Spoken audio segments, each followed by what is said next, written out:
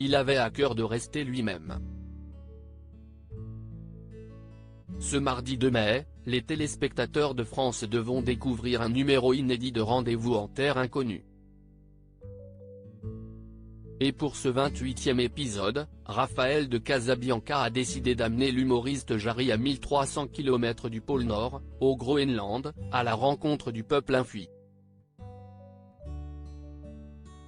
Un voyage riche en émotions que le comédien appréhendait particulièrement.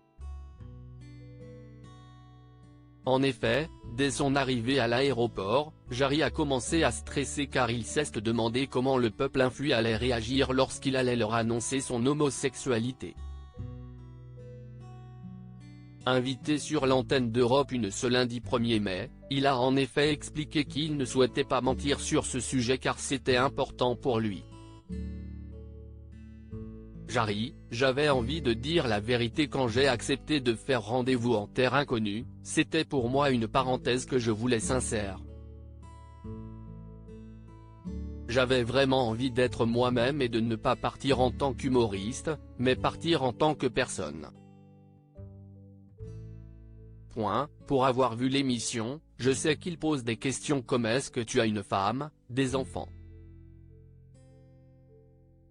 Point d'interrogation. J'avais envie de dire la vérité.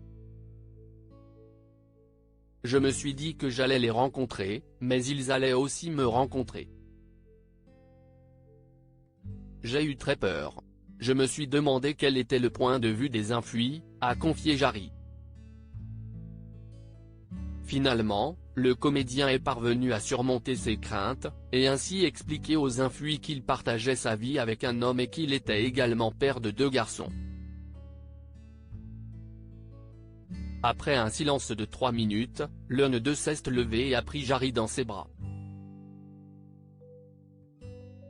Un moment très intense et incroyablement fort, selon les mots de l'humoriste.